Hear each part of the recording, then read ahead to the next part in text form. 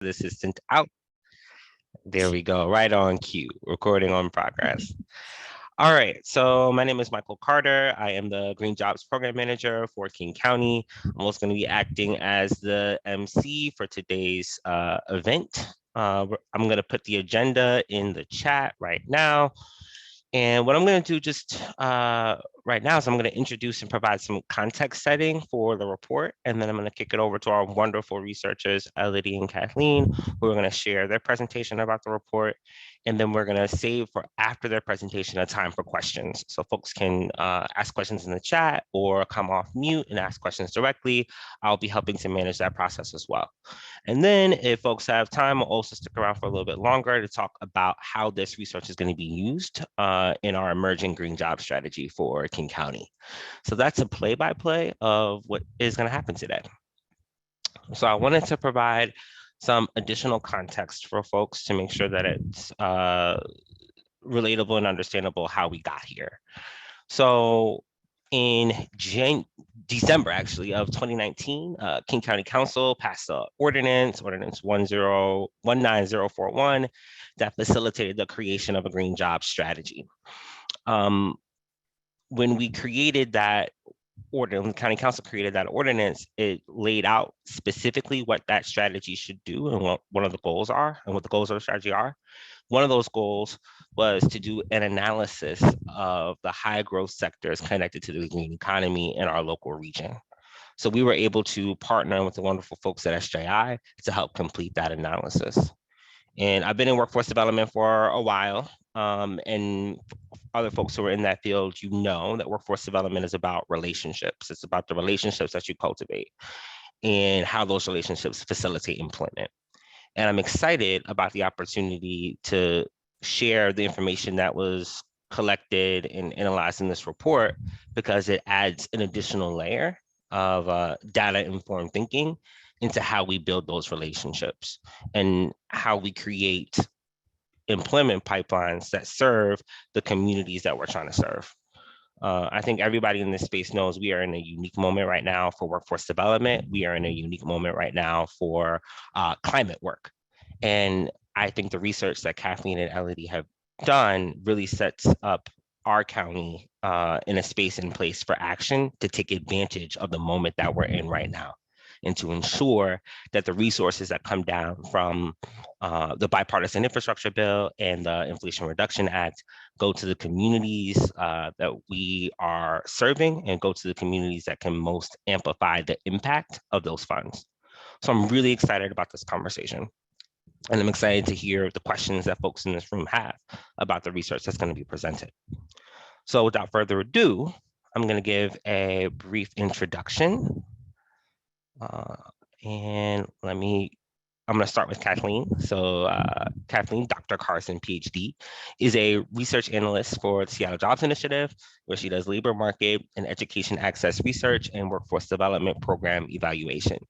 Kathleen has spent 15 years of experience doing community-based quantitative and qualitative research focused on making data analysis accessible and useful to community members and the organizations that serve them.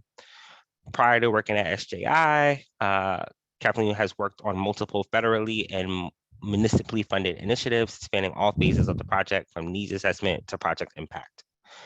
Dr. Carson holds a PhD in public policy from St. Louis University and a master's in education and policy analysis from the University of Missouri, Columbia. And then I'm going to also read the bio of Elodie. So Elodie has been with SJI for 2 years. She's an experienced researcher who specializes in highlighting the most relevant research questions with particular attention to equity, collecting and analyzing data, and delivering appropriate recommendations to stakeholders. Elodie earned her PhD in economics from the University of Washington. So without further ado, I'm going to turn it over to the women of the hour, Kathleen and Elodie, to share about their research and what they've done so far. Thank you so much, Michael. And thank you all for coming. This is really exciting to see the number of people here. This has been a really interesting project, something that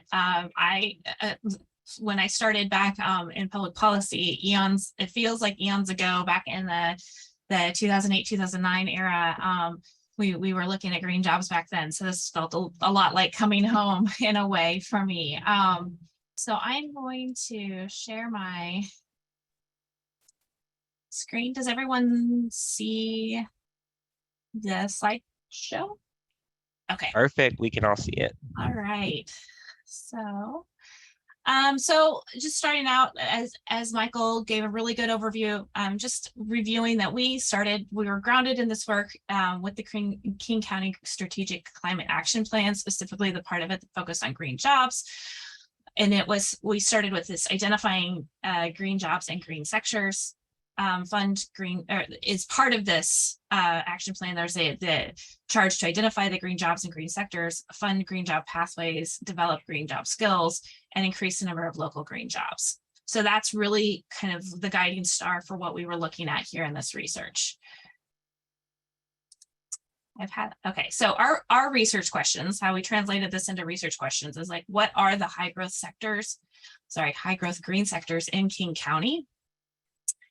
What are the accessible high demand occupations within those high growth industries? And then what can King County do to support the growth and accessibility of these industries and jobs?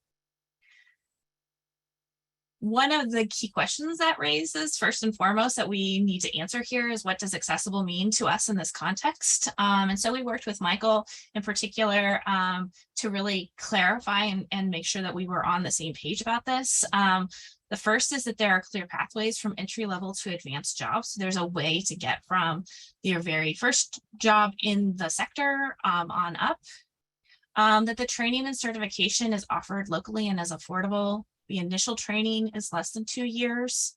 The wait to enter is less than 6 months. And then the final is a definition that we use a lot from, it was developed by the Brookings Institution, is that it's a middle wage job. So that means it makes 80% of the county's median hourly income. So currently the King County median hourly income is $38.86. So that means that 80% that the 80% of that median income is $31 an hour. So sorry about that.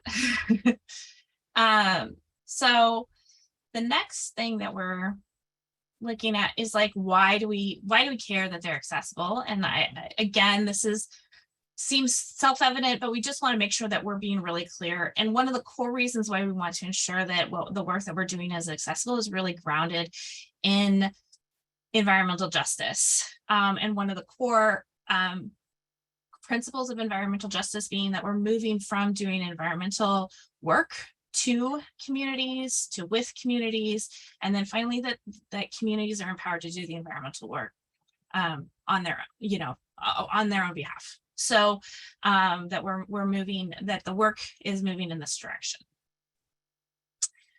So next question is, what are green jobs? So what are we looking for here? Green jobs in the economy, I think in the first phase, early on in this, back in 2008, 2008, 2009, there was a lot of excitement about it. And because a lot of that didn't pan out, there's some kind of, in some sectors, there's been some kind of like sore feelings around the idea of green jobs because they didn't pan out like we thought they were going to. And I think a lot of that night it has to do with our conception of green jobs and what they are, that they're these brand new jobs in brand new industries, when in fact green jobs exist throughout the economy. We have green jobs in green industries, and we have green jobs in conventional industries. And at the same time, not every job in the green industry is what we would classify as a green job. There's still the just day-to-day business stuff that doesn't necessarily make those green jobs, even if they're really supporting a green industry. So we're kind of trying to recognize that green jobs exist throughout the economy. And in fact, in order to move into a more clean energy economy, we really need to be greening all jobs to some extent. So what we did in order to focus our analysis is really go back to what a framework that the Bureau of Labor Statistics and ONET developed again back in 2008, 2009.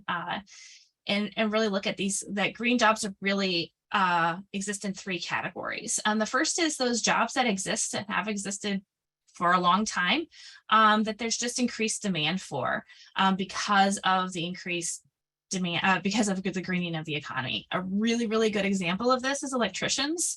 Electricians like to say they are the original green job.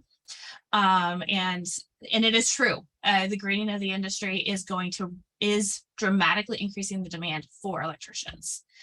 The next is enhanced skill occupations. So these are occupations that exist. They're maybe green adjacent, and they become greener because of the particular work that that's in demand. So an example of this would be civil engineers. So there's a lot of not very green work that civil engineers can do, designing, laying out parking lots, but that are curb to curb, all asphalt or whatever. That's not very green. Or they could be designing, very well balanced green stormwater projects, and they could go from one project to the other in the same day. And so those jobs are quite challenging to classify as green jobs, but in terms of like, how do we assess the impact? Because again, the same person could be doing a very not green job and a very green job in the same day. And then finally, we have these new and emerging occupations. And these are the ones that everyone was kind of really excited about, 2008, 2009, but that maybe didn't quite have the bang for the buck that we thought they were going to have. So these are the occupations that are really emerging as a result of developments in the green economy. So what are green sectors? So in order to identify the green sectors that we're focusing on, we started with all industries. We're using the North American Industry Classification System, our NAICS codes. And we again went to the BLS's Green Jobs Project and looked at the industries that they identified as the greenest.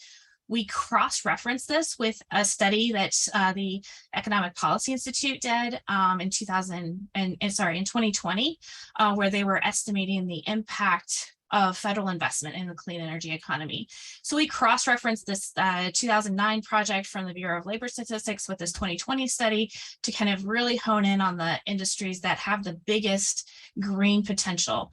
And then finally, we narrowed that further down by looking at King County's priorities, and we arrived at our industry focus list. So again, then we wanted to narrow it down just a little bit more. That got us down to 7. We really were like, we want to focus on about 4. So we were like, these are some of the additional criteria that we looked at. One, we looked at the industry's current employment. So does this have a large employment base to start from? Because what we're really focused on here is bang for the buck. Like, where are we going to get the most bang for our buck? And if it's a very small industry, even if it's really important, if it's not hiring a lot of people because it's starting from a really small base, as a larger base that's maybe slower growing or maybe not as kind of like new and exciting, we still want to like focus on where we're getting the biggest bang for the buck. So we're looking at what's the current like a base that we're building from. The second was, what is the potential, or what is the baseline growth? So the baseline growth is what you're seeing in the employment predictions. It does not account for things like additional investment or economic shocks. All of the projections right now are kind of very wonky because COVID has just thrown everything, up in the air, and it's like some things look really good, some things look really bad, and we don't think it aligns with kind of the underlying, what's underlying, but what we're looking at here is what are those. So we often roll that back to 2020. Look, what did it look like in 2020? But look at those baseline projections from which that we can use public policy to influence and turn things up or turn things down. The third that we looked at was just the industry's green potential. Like, is this an industry where there is a lot of green potential, or is, and we'll talk about this in a little bit more, is the green portion of this industry fairly small? And then finally, the occupations, the green potential. Is there a lot of opportunity for these, the occupations that are rising to the top in these industries? Is there a lot of potential for green there? Or again, is the potential there quite small? So what we arrived at, like I said, this was the 7 that we came at from that first slide. Our our industries were, the largest is professional, scientific, and technical services. Then we have this administrative support, waste management and remediation services, construction, transportation. And then we have green manufacturing, agriculture, forestry, fishing and hunting, and utilities. So we, using those criteria that I just went through, we really kept professional, scientific, and technical services, transportation, and construction. We eliminated this administrative support, waste management, and remediation services in large part because the green component of this is that waste management remediation services, which is actually a very small component of this large bubble. And the rest of these, while they can play a really important part in the green economy, they're not driving the green economy. And so we decided that this was not really going to be helping us decide where to direct effort. And so we took this out. On the other hand, green manufacturing is it's much smaller, but it's a really strategically important industry for King County. The maintenance and growth of manufacturing, particularly green manufacturing, is really, really important for King County's overall economy. So while agriculture and utilities are also really important sectors, the combination of them just being having that really small component and just kind of not meeting some of those other criteria, we eliminated them from consideration. So the final four are those professional, scientific, and technical services, transportation, construction, and green manufacturing.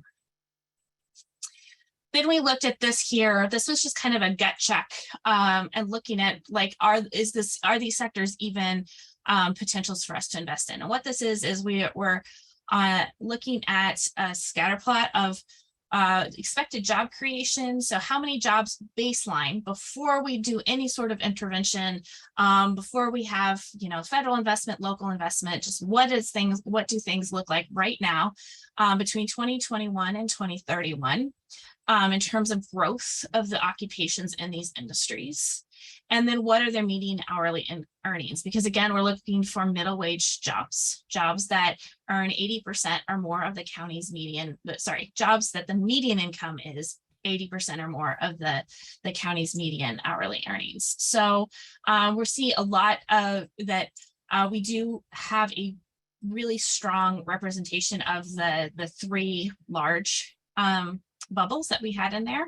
And while the green manufacturing doesn't show up much here, there is potential for green manufacturing. It's just a smaller growth number overall.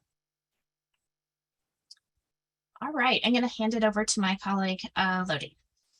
Thank you, Kathleen. So now I will present to you a brief overview of the 4 prospective green industries that were selected in the report and their current labor projections. So the first of these industries that we looked at really is the professional, scientific, and technical services. So that's the next big title. So it is the industry with the most workers amongst the 4 that were selected in the report. And it is also the industry with the highest growth projected rate in King County over the next 10 years. So the problem is that industry is that it is quite broad and it encompasses a wide range of businesses and activities from lawyers, office, accountants, public relations firms. So not all of those activities and businesses are going to equally participate and support the greening of the economy. So we had to look a little bit more at which of those subsectors within those professional services are really going to help support or directly contribute even to green initiatives. So those subsectors are listed on the slides here. Thanks. So among those, computer systems design is by far the largest of these subsectors because it includes companies that create custom programming, software and hardware for that fits specific customers' needs. So this is, like a very, I guess, IT almost heavy subsector. And so while this industry might seem unrelated to green initiatives, many greenhouse gas emission reduction projects actually rely on computer systems and robust and safe internet connections. So for example, smart buildings initiative, distributed grids, or even charging station networks. So all of those have some components of digitalizations that are going to rely heavily on IT professionals. So other types of professional services that are included on the slides, like environmental and landscape architectural services, on the other hand, directly participate in the implementation of green projects. So for example, from the creation, design, and implementation again of green stormwater infrastructure to initiatives to try to curb environmental pollutions. So because of this wide range of activities, the professional service sector includes both many non-green really occupations, but also includes a lot of actually key subsectors that are going to be crucial in driving the greening of the economy. Next slides. Kathleen, thanks. So among the 4 selected sectors, again, in the report, so professional services is expected to grow the fastest within the next 10 years. And it does offer strong employment opportunities for entry-level workers, either because, again, the entry-level positions are relatively accessible and they offer a quite extended, strong baseline pool of employment, so like with a lot of workers, and also because it offers many jobs offer a family sustaining wage. So in this slide, as you can see here, we have the total number of annual hires in the selected subsectors of professional services. So those annual hires are obtained from LetCast, which is a labor market data provider. And those hires are reported by businesses to the Census Bureau, quarterly workforce indicators dataset. So from the Census Bureau dataset, a hire is recorded when a worker reports earnings from an employer in one quarter, but did not report earnings for the same employer in the previous quarter. So annual hire in the selected professional services reached more than 39,000 in 2021, and they're also expected to surpass 42,000 in 2023 in total amongst those subsectors. So growth in those annual hires is led by, again, computer systems design services, which is again the largest subsector. But also they are expected to decline for engineering services. Next slide. And if we look overall at the growth trends, so this is really like the projected number of workers between 2021 and 2031 in those subsectors in King County, we see that, again, computer systems design is expected to grow the fastest, but also to have the largest number of workers.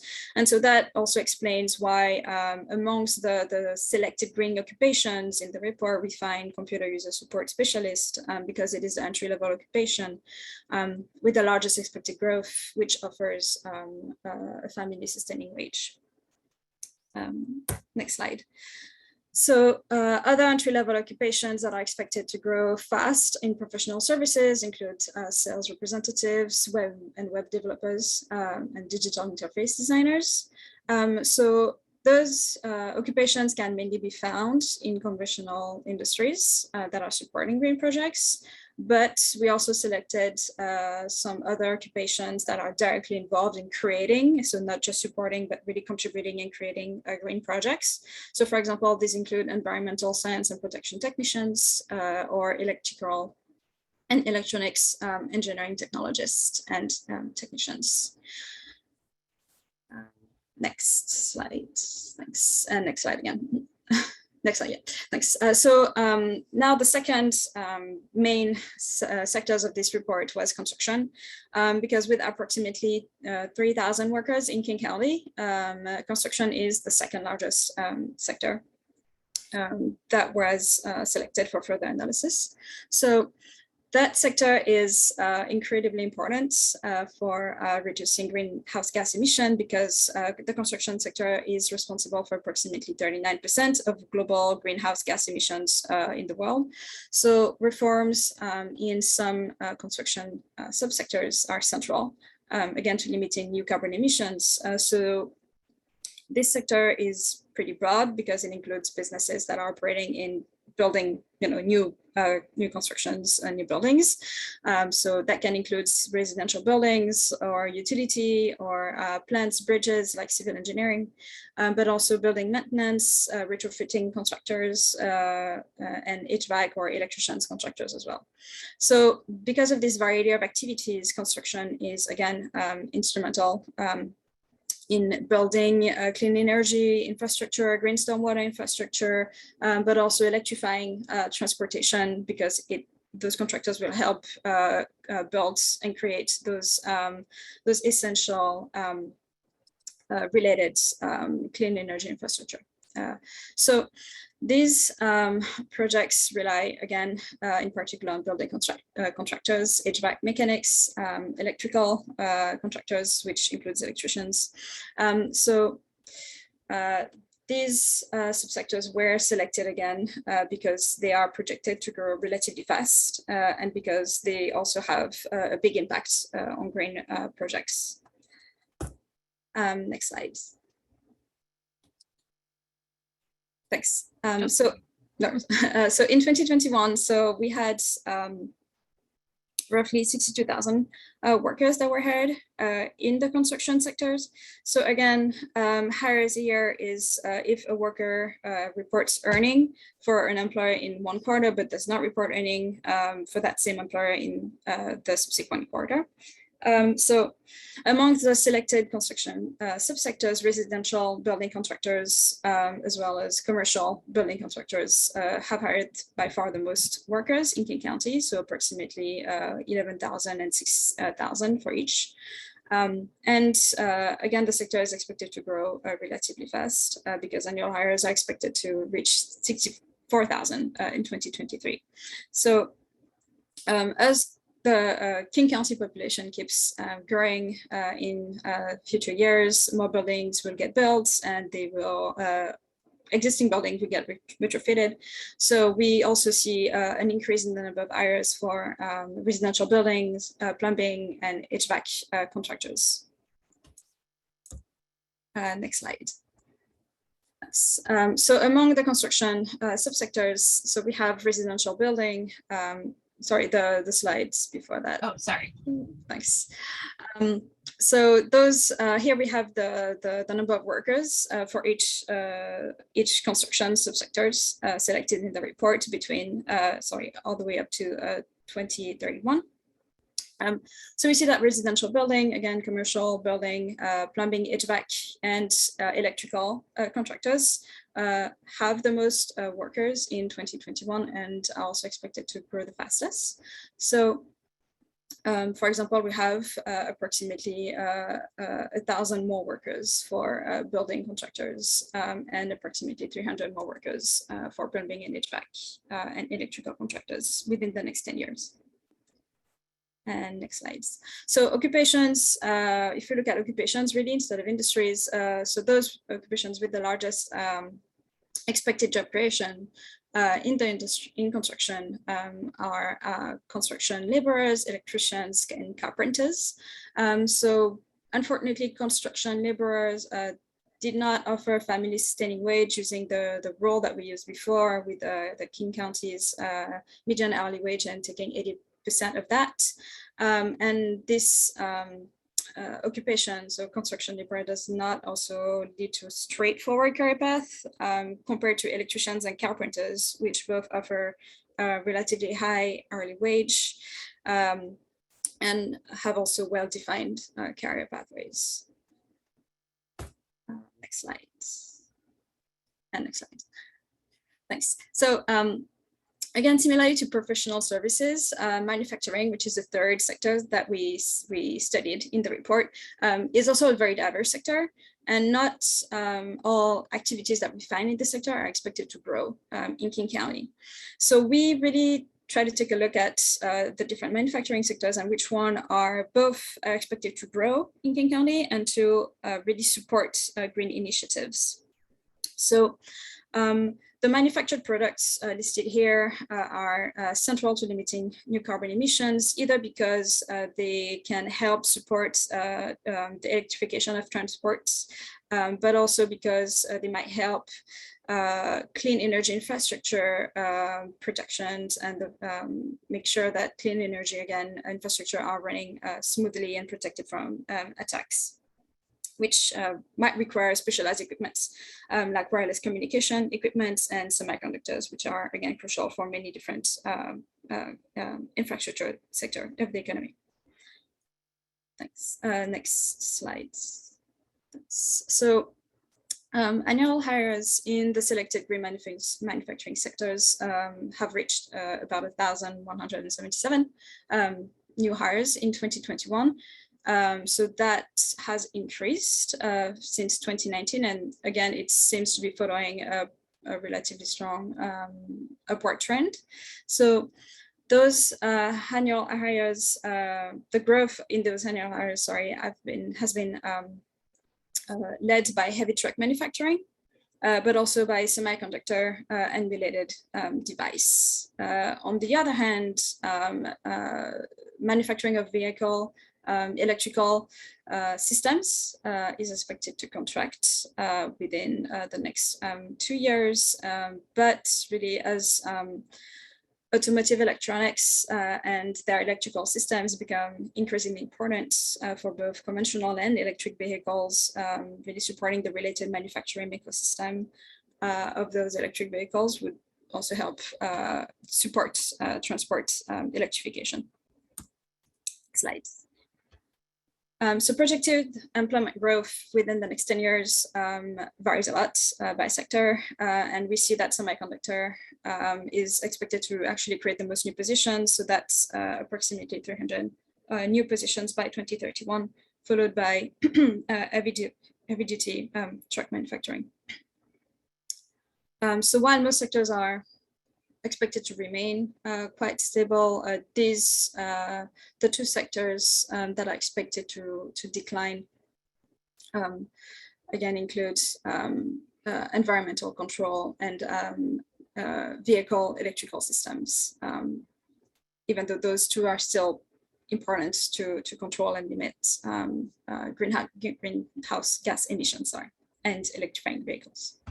So among the occupations, yes, next slide, next. So among the occupations that we took a closer look at in green manufacturing, it seems that most occupations that will benefit from this employment growth are either not entry level because they require like a bachelor degree or more, or if they are entry level, they do not offer a middle wage, a family sustaining wage, or they have a small employment pool. So here, actually, the occupations that are expected to grow the most include the industrial machinery mechanics, mechanical installation workers, and automotive body and related repairers. Next slide. And next slide, yeah. So transportation, so now is the last sector that we studied in the report. We thought that it was a very important sector to include because a lot of recent public policies have really put the emphasis on stimulating the adoption of electric vehicles throughout the country and the state and the county, as well as building and installing the related charging infrastructure for those vehicles. So the selected transportation related industries that are likely to support transport electrification in King County are presented on this slide. And next slide. So annual hires in selected transportation subsectors we see have declined by more than 1,000 during the pandemic, and they still seem to be following a downward trend. And we actually see that this decline in hires in transportation in the selected transportation sectors are led by a decline in hires in automotive repair and maintenance. And the same can be observed for transit and ground passenger transportation. So On the opposite, we actually see that support activities for transportation has been increasing, like hires in support activities for transportation is increasing. And so that can include companies that are actually installing charging stations. Next slide. Thanks. Again, here we have the number of workers for each of the subsectors within the next 10 years. So we see a wide variety here. So freight trucking is the largest of these transportation subsectors, and it's also the one which is expected also to have to grow the fastest. So we also see that automotive repair and maintenance is expected to decline. So it's expected to lose approximately 378 workers within the next 10 years. And so this can potentially be explained by the fact that one, we have a lot of recent policies that are encouraging the adoption of electric cars, but it has also been shown that electric vehicles typically require less maintenance work than traditional vehicles. So that could explain the decline in workers in automotive repair and maintenance. And next slide.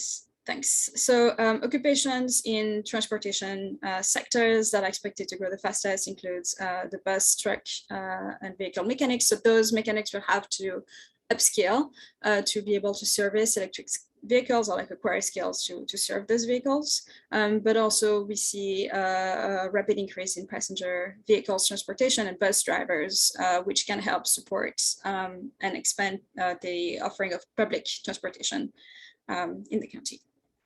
And help decrease emissions per road user. And I'll pass it back to Kathleen.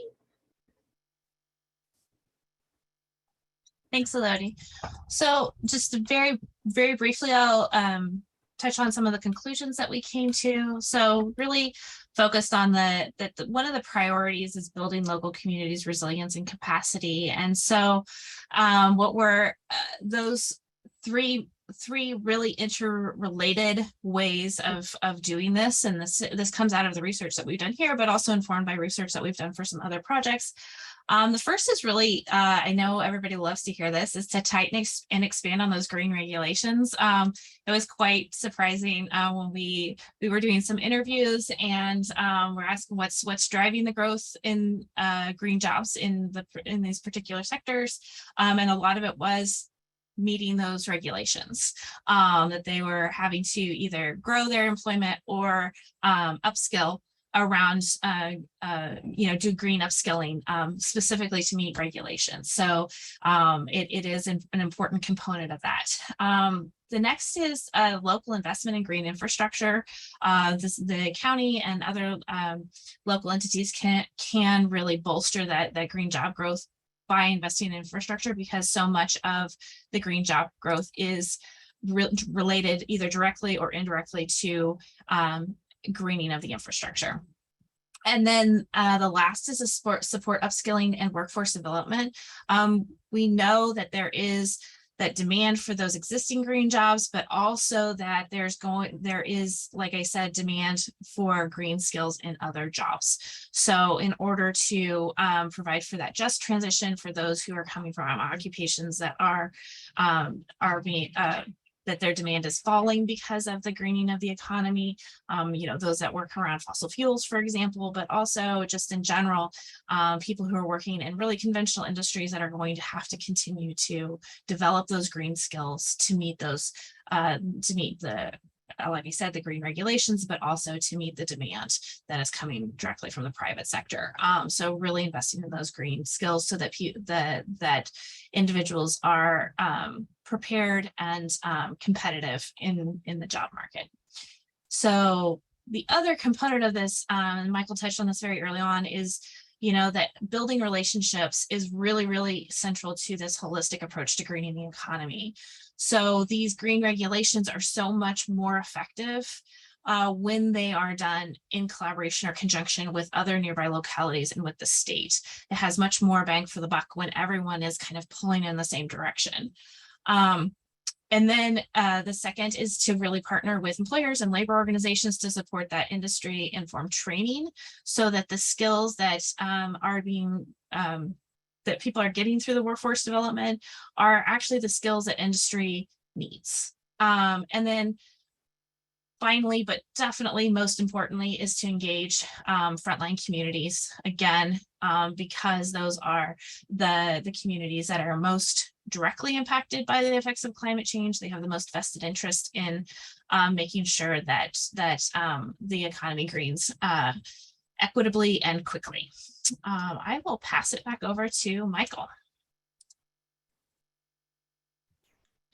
So what I'd love to do is create a space for folks to ask questions. That was a lot of information and it was a lot of facts and figures.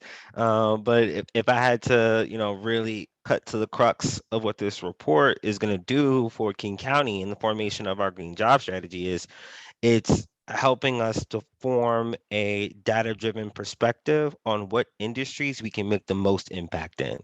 And as Kathleen and Elodie so eloquently focused on in this presentation, it's how do we serve those frontline communities? How do we serve the folks that are affected first and worst when it comes to the climate crisis?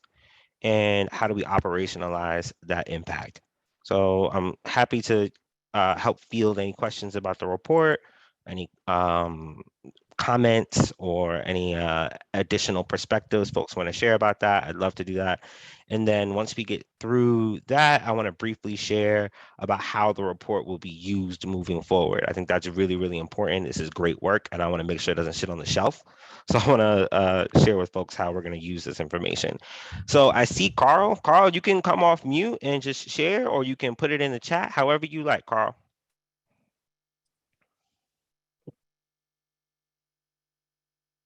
We can hear you. I think you're off mute. Go ahead.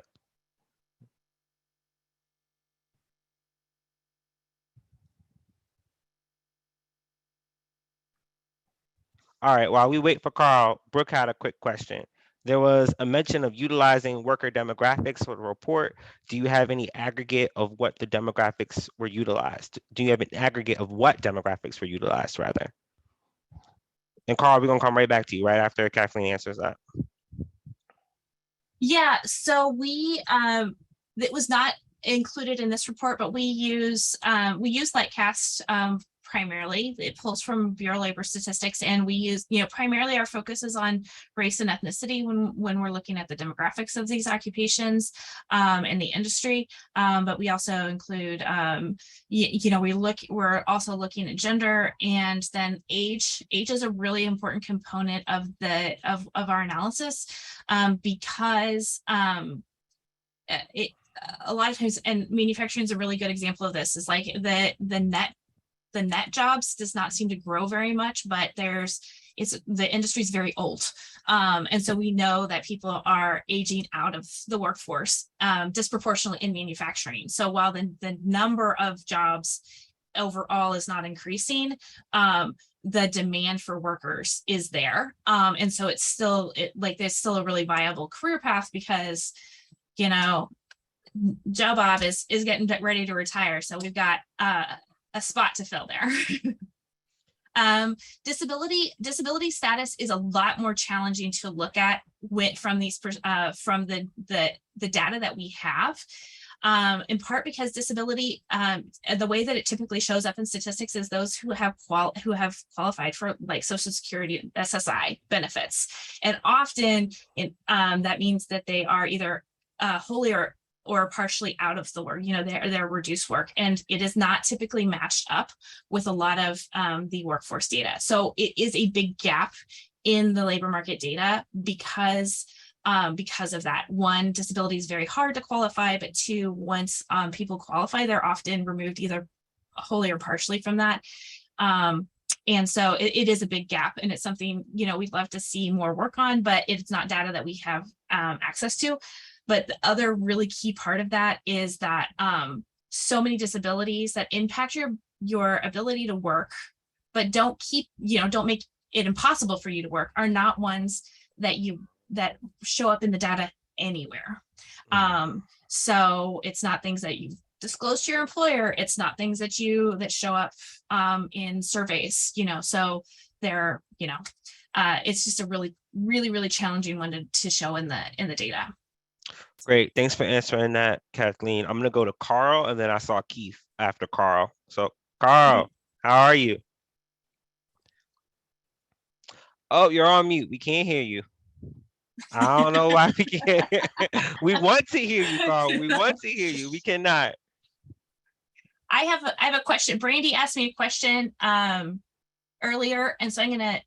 Carl, are you there yet?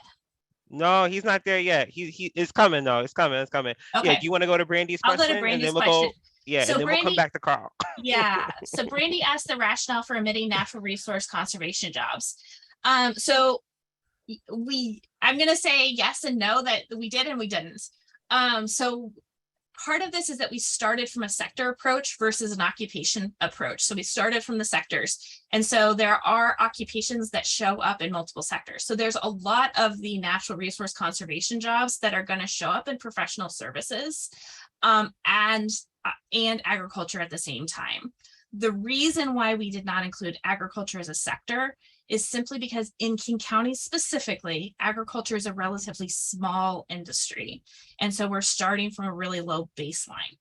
That being said, there are going to be a lot of the occupations that would show that would qualify as green, that would show up in agriculture, that are also going to show up in professional services. So things like environmental technician and a lot of the other like soil scientists and things like that are going to show up in professional services and agriculture at the same time. And so they do exist in that professional services. Some of them, not all of them. Some of them exist in that professional services category. Does that answer your question, Brandy? We hope that it does. Okay. Carl, you ready? Yes, I'm sorry. I didn't realize I could unmute myself and answer. I was trying to type an answer, but yes, that does help. It does. Thanks for the answer. It clarifies. It triggers some follow-up questions for me. Maybe I'll reach out to you separately. Please do. Yeah. Please do. All right, let's try it again, Carl. Can we hear you? Go ahead.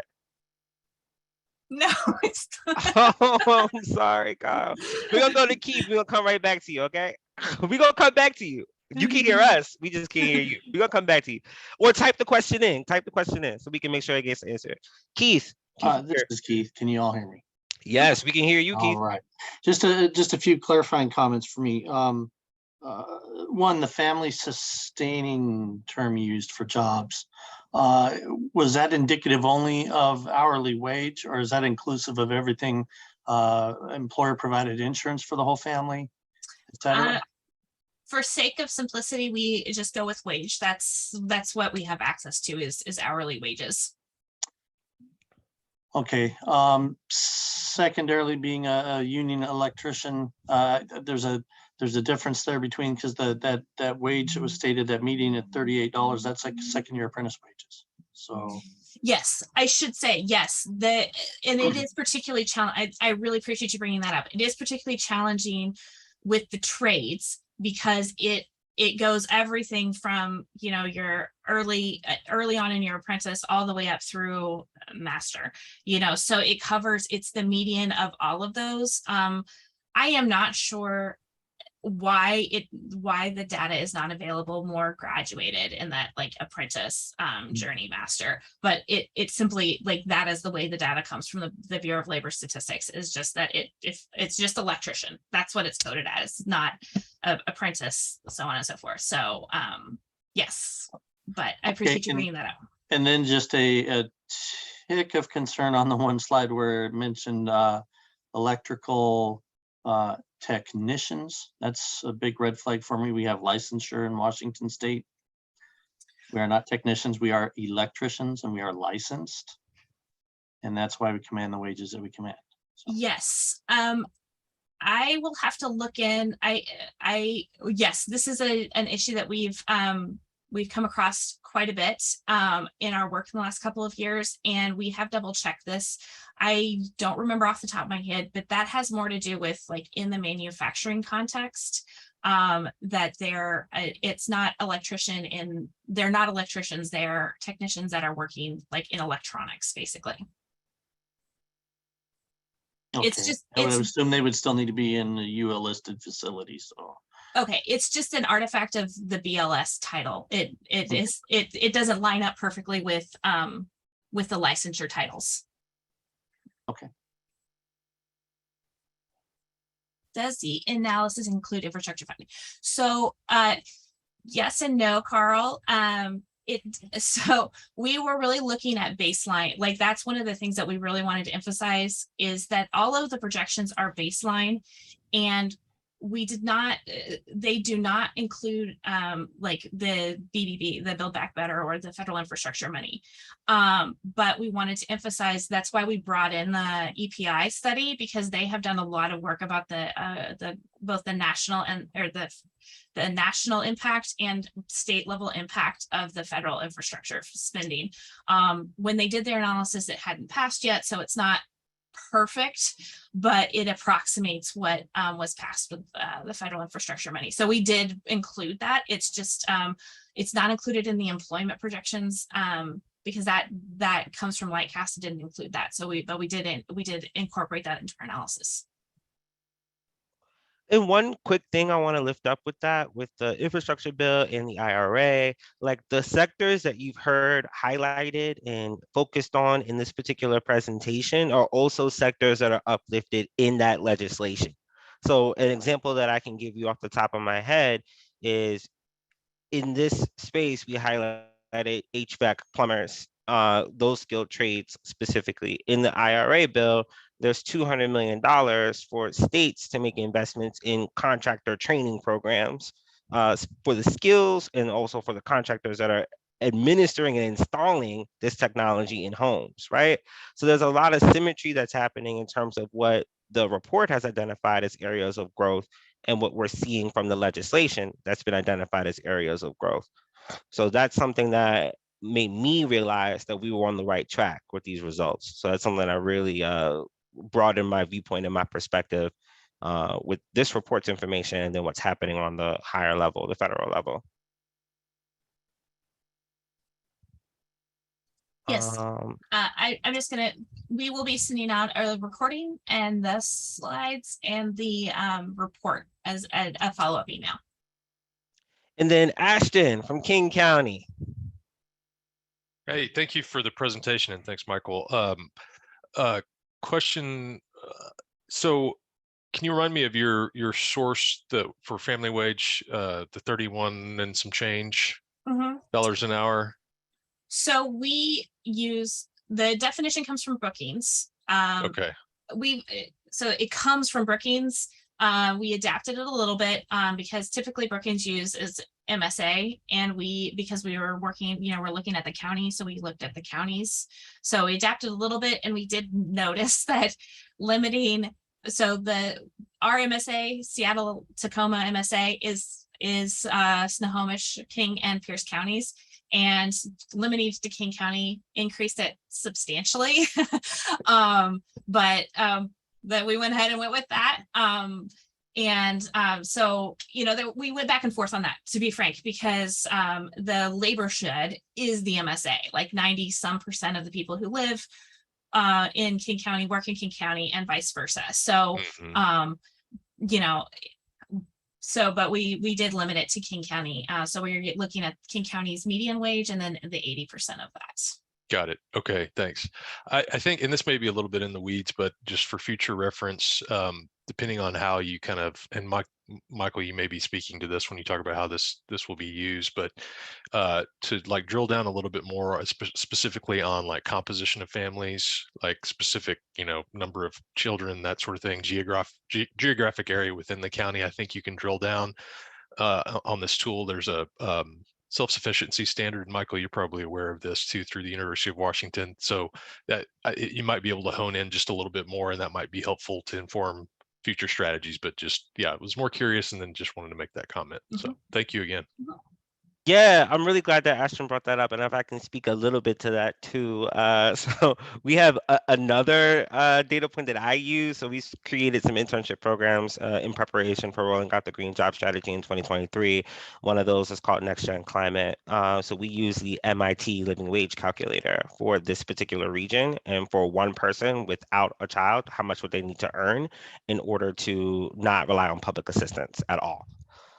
So I use that framework, and that was, 22. I think we came up with 2250 is what we pay people for all the internships that come from the Green Job Strategy, and then all of the partnerships that we've collaborated with or created that result in paid opportunities for folks. So that's the standard that we created, that 2150. So I think there are a diverse plethora of data points and resources that we can use.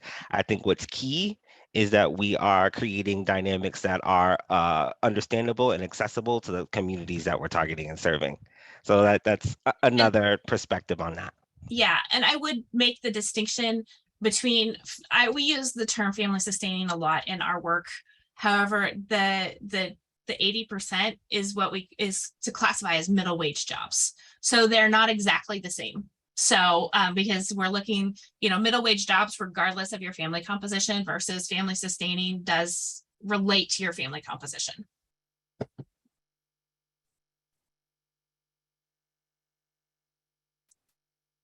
Question, no, Ashton. I'm glad that you brought that up. I'm glad you centered that. Oh yeah, and me and Ashton are of the same mind. I was just putting the MIT Living Wage calculator in the chat. Oh, and Susanna did too. Look at that. Folks are tracking, engaging conversation today. All right. So any other questions? Any other questions for folks? Any other things pop to mind about the report, the data, the information that we've been able to share today? All right. It looks like we're in a good place with questions about the report.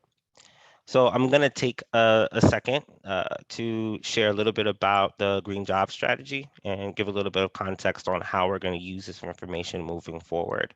I'm going to be respectful of time. My goal is to give back time to folks in this space because I know we're all very, very busy folks. So I'm going to give you a taste of what the Green Job Strategy's goals are and how the report that you just heard has influenced how that's going to be set up. And then I'm going to give you an opportunity to engage further in how we develop the report. So that's kind of the overview. My goal is to spend no more than 10 minutes in that presentation. And then I want to answer any questions folks have, and then we will break from there. My goal again is to give about 10 minutes of your time back today. That's my goal. So I'm going to take some time right now just to share this presentation. I'm going to make sure that I have the ability to do so. Yes, perfect. All right.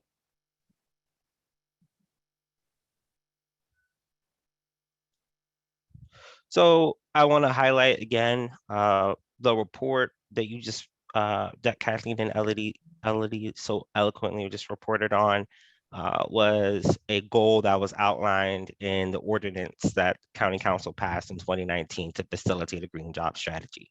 What you're seeing on your screen right now are the 3 other goals that were outlined in that mandate from that council ordinance. But I want to back up for a second and place an emphasis on our mission and talk a little bit about that. And then I want to go into some of these goals, and then I want to end with how folks can get involved. So our mission with the Green Job Strategy is to connect frontline communities to opportunities to build a skilled and diverse workforce across the green career spectrum. That's our goal. I want to answer 2 questions, and I think this will be definitions that are slightly similar to what you heard on the report, but also a little bit different. I want to define green jobs as it relates to the Green Job Strategy.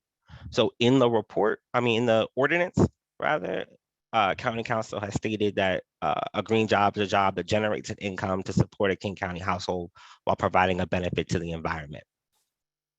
So as we just heard from some of those questions, that's a really broad definition, right? And that can hit many different things, that can be many different things when we're defining green jobs.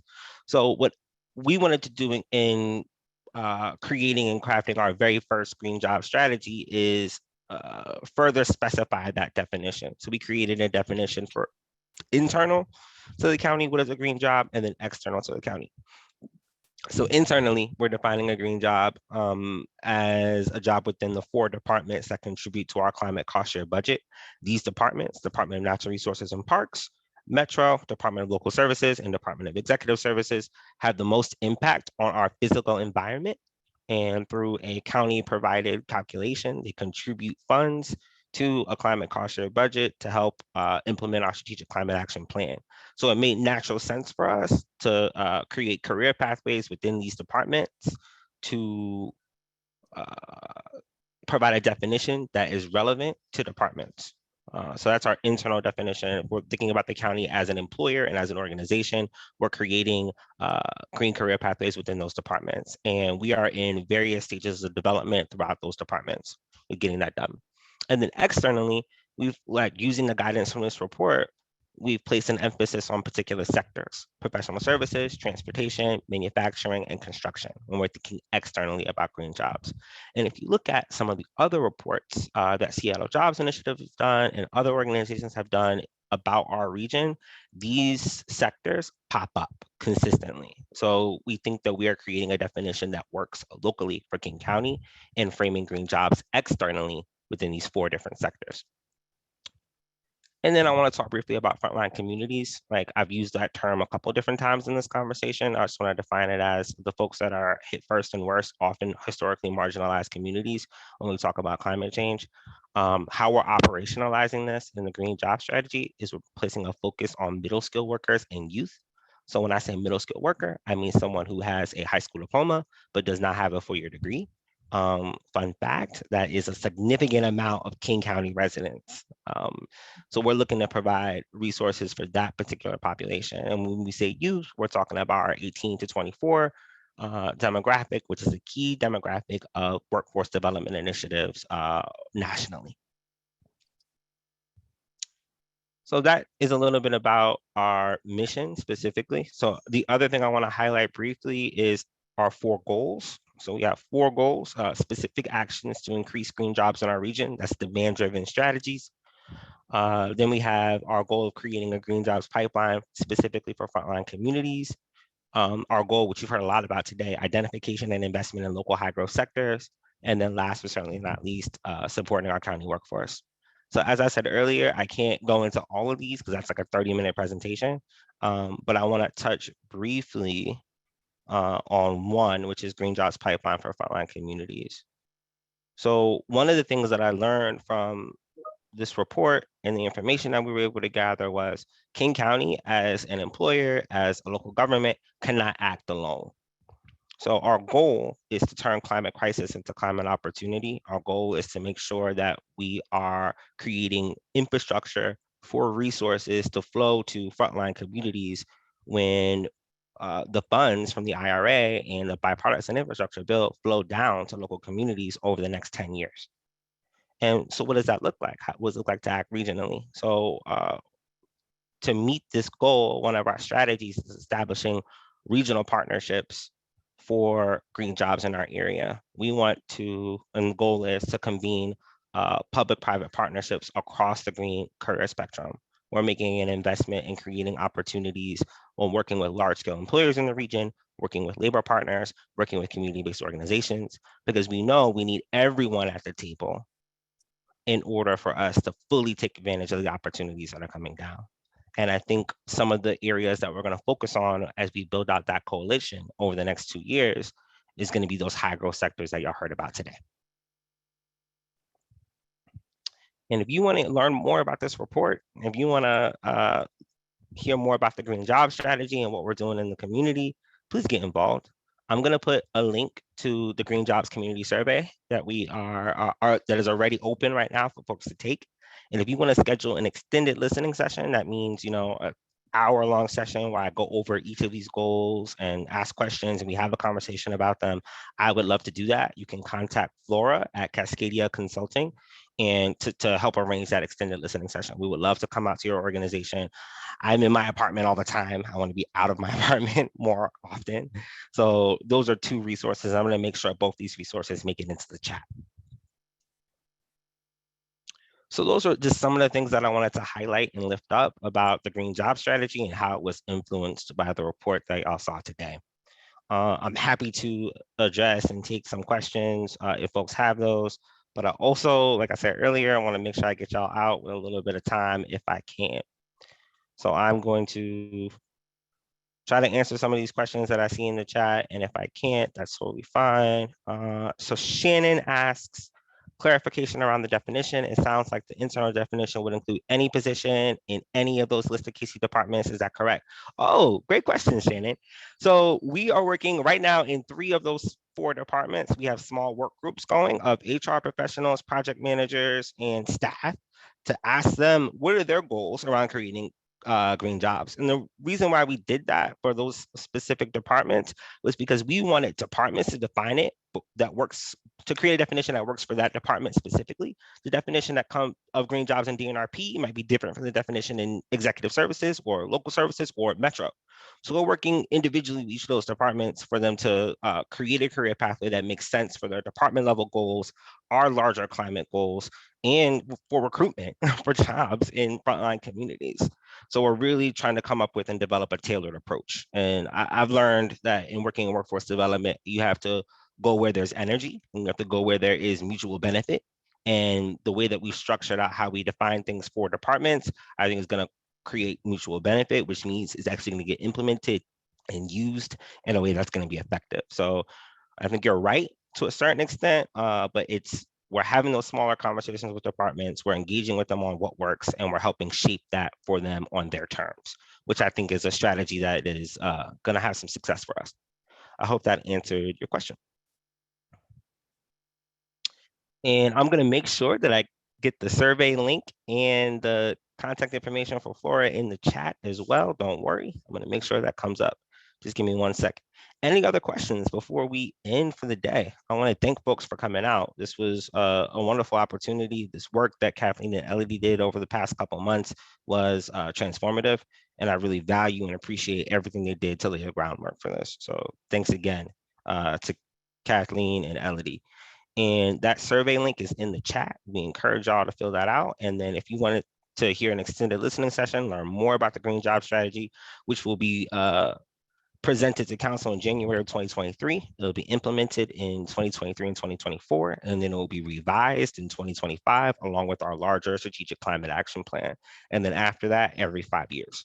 It's just an overview of the timeline too. And if you want to learn more about the Green Job Strategy and what we're doing with that work, I'm going to put one more link in the chat. And this is to the Climate Equity Community Task Force was gracious enough to let me have a web page on their site to talk a little bit about the Green Job Strategy development. And I'm going to put that in the chat so folks can see that. That's that. Again, I want to thank folks for their time, and we're going to make sure that this presentation and the recording of the presentation is sent out to folks. Y'all have a wonderful day. Thank you all.